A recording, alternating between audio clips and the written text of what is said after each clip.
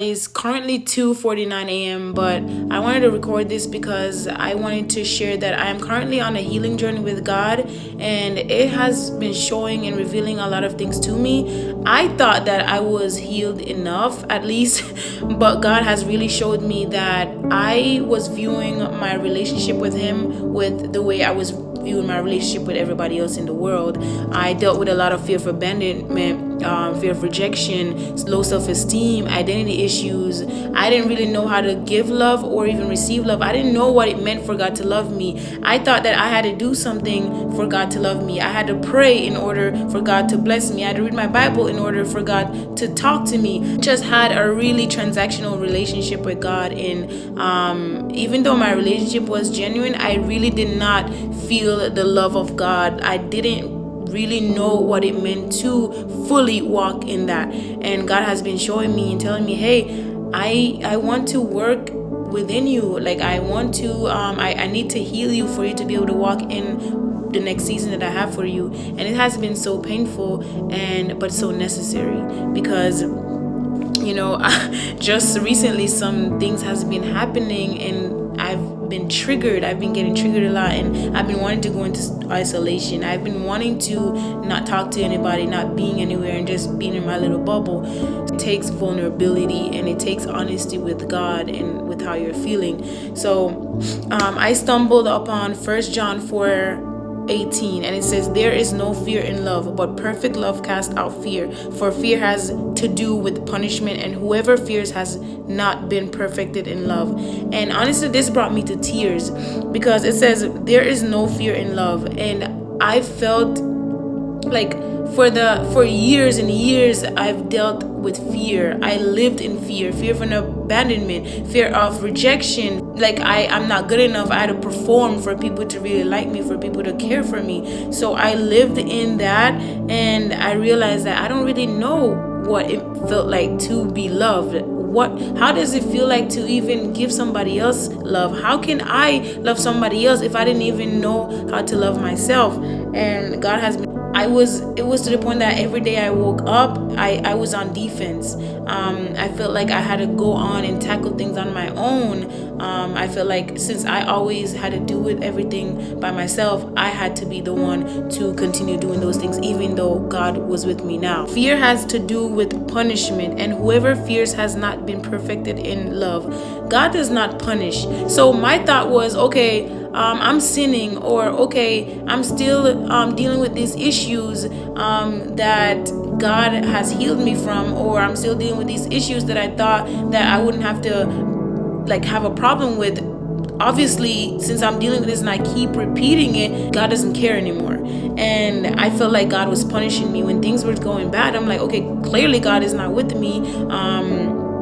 And because this was because I didn't understand God's love, and I didn't understand God's love. God's love does not come with punishment. He does not punish you because you mess up. And I grew up thinking that I had to be perfect. I grew up thinking that if I didn't present myself in a certain way, then no one would love me, no one would care for me. So I had to put on a facade, I had to put on a fake identity, and I could never show up as who I was because I was scared of condemnation. I was scared of people taking away their love from me. I had to prove myself. But the word of God says you don't have to prove yourself. You don't have to prove yourself. This is not a transactional love. Just because you do this does not mean that God's gonna,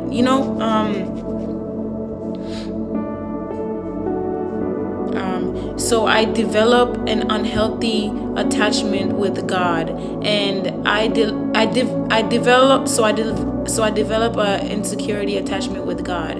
I felt like God is gonna leave me if I do something wrong, just like other people left me.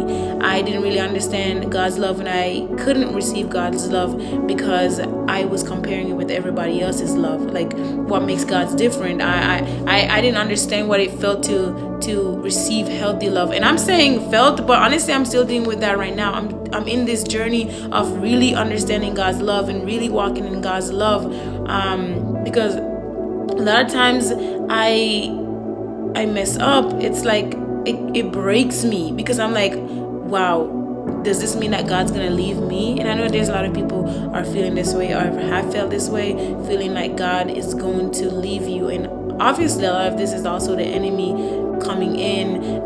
There's new things that's happening, and I haven't dealt with these things in a while. So I know that God is telling me that there's still parts of me that has not been fully healed. He's exposing different things within me that I need to, address.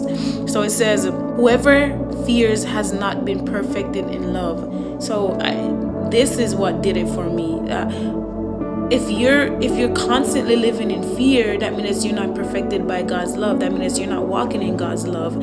And a lot of the times I'm like, God, what does your love even look like? I know, like, I read the Bible, but I didn't really understand it for myself. Like, what does it mean for me to be perfected in your love? Because I don't understand it. It's foreign to me. God's love is perfect. He's a father to us. We are his child. If you have kids, you want the best for your kids. If you have kids, you want to correct them. You want to guide them in the right path. You want to counsel them, but they still have free will to do whatever they want to do. You would hope for them to do the right thing so that they don't get in trouble. But if they do get in trouble, if they do end up robbing a store and then they go to jail, they have to bear those consequences. But as a mom, you're going to want to go in and take care. You're going to want to, as a mom, you're going to want to bail out your child and, try to direct and redirect them. But you would also hope for them to take your counsel so they don't have to end up in that position in the first place. That's the same thing with God. And I didn't really understand that. I thought that if I messed up, then God's going to just leave me, because obviously I didn't have anything to offer. I thought I had something to offer for God.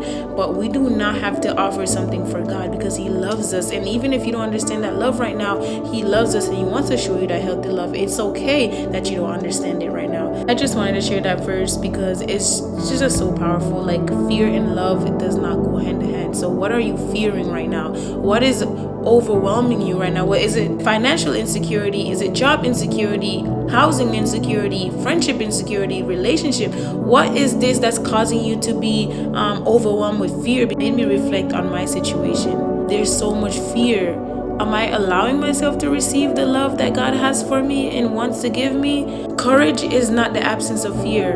Courage is walking despite of fear.